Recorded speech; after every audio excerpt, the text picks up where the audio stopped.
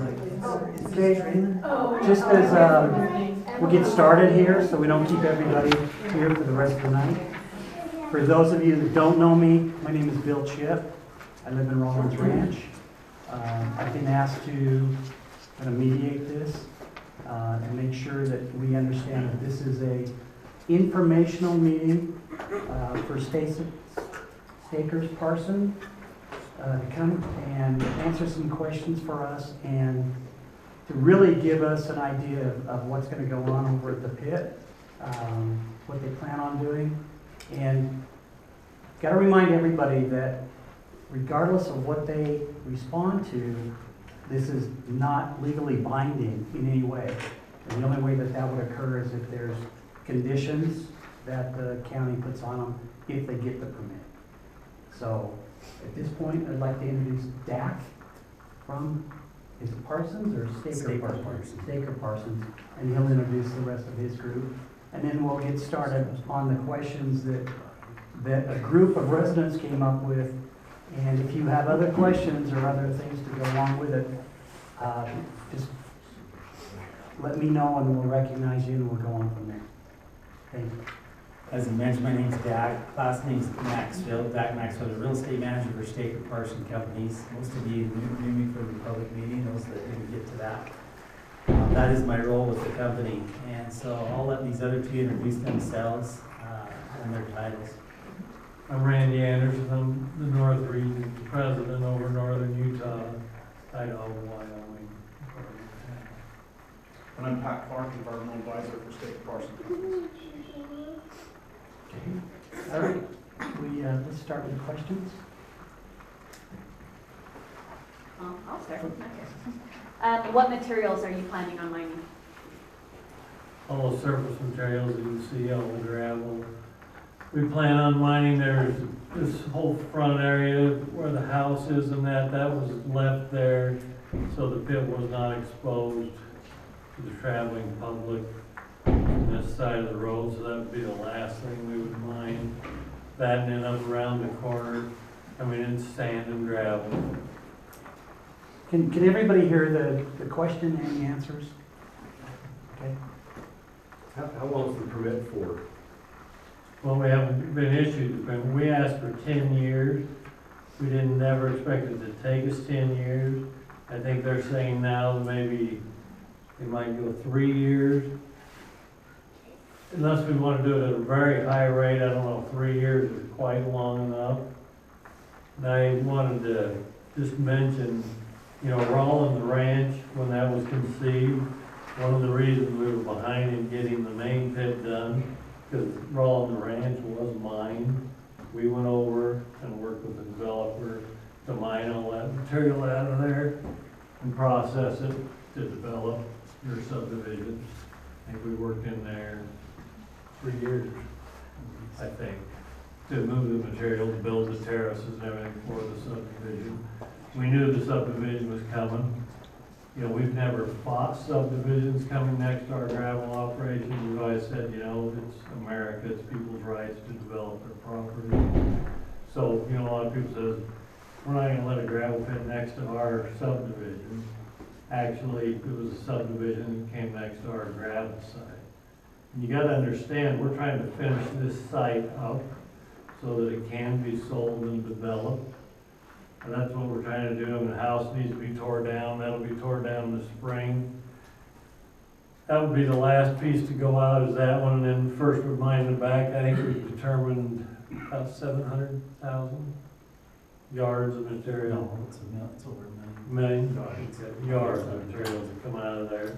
That's not a huge quantity, but without bringing, we don't plan offhand to bring a big crusher in there and sit and crush a lot of material there. A lot of material will just be loaded on trucks and hauled out of there. And we'll have to determine how long the county wants us to do it and what kind of conditions they put on us in order to do that. Sounds like you will be doing. Okay. Sounds like you will be doing processing on site, correct? Not really planning to at this time. There's not You know, we've got some processed material over here that we will sell, there's some left in the pit. I'm not gonna say we wouldn't, because it could happen as things start to grow again up here. You know, a lot of contractors might want some rock products and things over here, so we probably would process some for them. So But is it's it- not like it's gonna be, I don't know if you know, when this crusher was up here, what was we here? 2 months? 2 months. 2 months, I mean, it comes in and knocks it out and then it leaves. It's not like we're gonna set up a crusher that's gonna be here permanently. This will be just a come in and process someone and leave. Like I said, the biggest part of this would probably be loaded on trucks, just hauled out the way it is. So if you do process, what type of processing are we talking about? You mentioned crushing, what else? Crushing, screening. Crushing, screening. You know, when I say crushing, that means you have screening plants, crushers, and you make the different sizes of rocks and sand products, things like that. What will happen if you're not issued the permit? Well, I don't foresee that happening at all. I mean, legally it's zoned for that, it's classified for that. It might take a while, but I'm confident that we will get the message and finish that property off. Got to look at it in some respects to develop the property without that being taken out. It's gonna cost the developer, as your subdivision would, you'd have probably paid an extra $20,000-$30,000 a lot if they had to move that kind of gravel to develop that. And so you'd come under the same thing to develop that piece of property. If they have to move 1 million yards of material to make it the way they want, well, it's gonna add to probably $2 million or more to their cost to develop that. It could happen, I mean, it could be done, surely, but economically, it's just better for us to take it out and then buy it, build it. So just to finish up my question, so why do you have to even move any dirt? I mean, it wasn't that dirt already there, so why do we have to remove dirt from the site for it to be developed? Well, if you look, what does a retail outlet, they look to that to be the city center. They're gonna want exposure to the main road. You've got a small entrance there, and then the big banks. Isn't that topsoil or No, that was brought in or? no, it's gravel. Now, there is one topsoil berm over there, but most of that frontage and where the house is, that's all gravel. And to develop that, you might find somebody that wanted to develop it and have it hidden, but most likely for city center, it's, yeah, the way they foresaw the city center, it'd be leveled out. So they You can can't do build. that without removing dirt. So I just want to make sure I answer that question's answered. Because you have not brought any dirt in, so why would you have to extract dirt if you never brought dirt in? Can it be technically leveled and restored to the original curve of the land? Well, yeah, it's possible, it could be done, like say at a very large expense to somebody, depending on how they want it. If they want a big hill of gravel in front, or if they have to move it, I mean, it costs a lot of money just to move dirt. And when we move it, say we take it and process it and turn it into other things.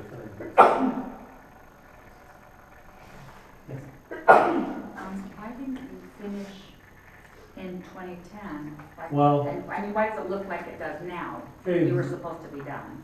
Well, we had that long of a permit. I mean, it wasn't like, okay, drop dead, they have to be done. Like, say, we took 2 years working on the Rollins, more than 2 years, Rollins subdivision, moving gravel. Instead of over there on our own, we worked with the developers there, to take the gravel off of there and process it and move it off. You set estimates when you build something like that. The economy, you know, not much happening up here for a lot of years. I mean, Rollins Ranch sat there basically unfinished for a long time. Things just stopped. Well, you've got a permit, but you're not gonna just take it out for fun, you know what I mean? You need somewhere to take it, somewhere to sell it, and things like that. So the economy drives a lot of what we do. But that wasn't on the permit, based on the economy or, and it didn't say on No, there. but the permit was renewable, and our mistake, shame on us, we didn't get in and renew it. That ground was kind of promised for sale to the developers of Rollins Ranch, I've been here 10 years. so I- wanted to also develop that piece as the city center, tie it all in.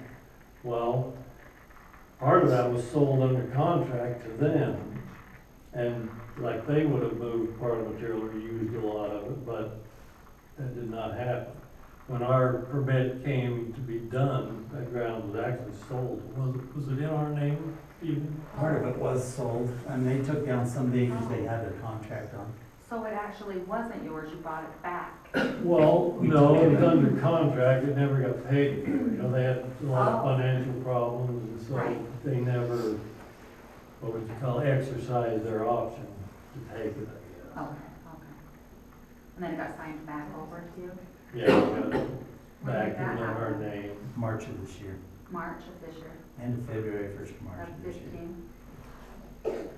How many other communities are a good comparison between the proximity of your gravel operations here that's proposed and others around Utah or around the country? I mean, what have been the impacts there? I'd say most of our gravel operations now have been encroached on by development. Closer, farther away? I mean, We've got some closer, probably in Brigham, closer or as close. Brigham City Pit, which is a very large operation there, they're very close to us. And up there, I mean, we have issues in every pit, you know, we've formed a neighborhood committee with them up there, and got a crowd that you could work with, and, you know, they brought their concerns, we did some things that bothered them. I mean, up there, we operate a lot of times at night, and we did things to mitigate issues with that. South Weaver Pit, they're very close to our operation in South Weaver. When we started that, there was nobody even close to that pit. I mean, it's happening everywhere as we build out, you know, subdivisions and expand and grow. So it's not uncommon at all to have homes that close to us. So you all have said that you are able to have up to 15 trucks per hour. How do you plan to monitor the number of trucks that are coming? Is that, do you plan to have 15 an hour, or it could be 4, or it could be 15? Well, it could be less, but yeah, we would know how many we were setting up, and we've got dispatchers and stuff to know the rules and stuff, so they would monitor how many trucks they had coming up here. And it depends on where we're hauling to, that I figure out what the haul time is and how quick they'd be back, so that we didn't exceed that. But we should expect 15 loaded trucks leaving, and then 15 unloaded trucks coming back, so 30 trucks an hour, it would be the expectation.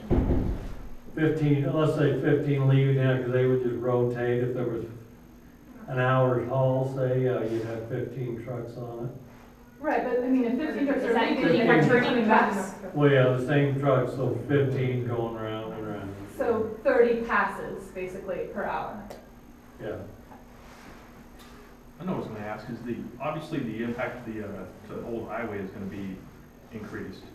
I mean, this is probably more of an accounting question, but the wear and tear on the road, who pays for that? Is that basically In out of our your road property taxes taxes, that are paid, or? this road, I mean, we've hauled millions of tons over this road.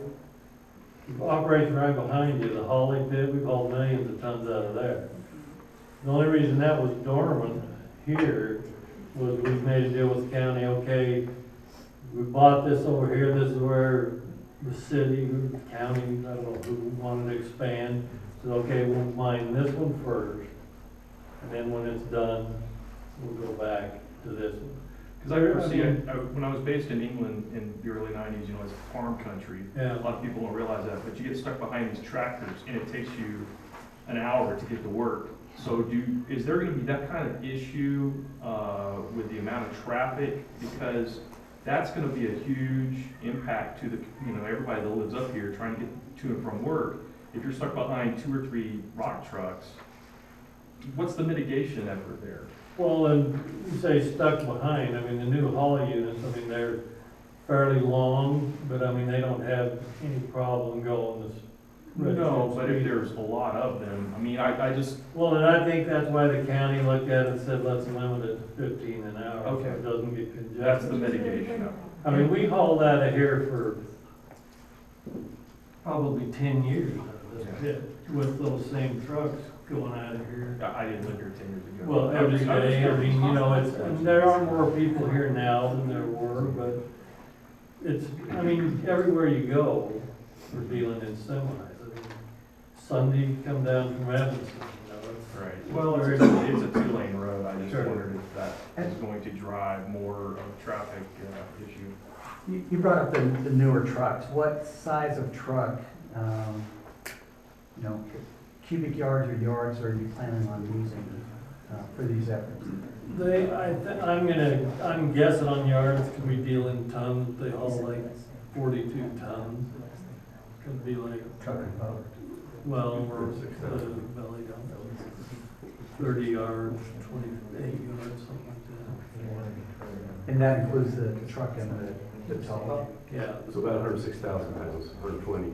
How much? About 106,000, right? Yeah. 120. Randy? Is there anything that will preclude you from, you know, continuing this operation for the whole 10 years and actually making it into a South Weaver pit that's a real deep Okay. excavation? First off, the gravel's not here. Reading south we were very unique in the material that's there. I mean, it's worth more for the gravel than any development you can do there. It's used for the more of the concrete eggs and just the placement of where it is. This property was bought with the content, we're gonna mine at level so it can be developed. South Weaver, we never did intend to develop that property. So- We might develop it, but if we can develop it, it'll be 150 feet deep. So, I mean, is there anything legally binding that will keep you to going no more than level? Mining plan. So We we do. issued a mining and grading plan back in 97 when we originally permitted this source. Our current mining and grading plan doesn't deviate from that. So if we wanted to, I mean, we would pick on a map even today for our submittal, you know, going deeper. We're not doing that. We want to keep it level, we want to develop it. So how deep do you plan on going? What's your plan? Our floor is pretty close to where it's at. Yeah, this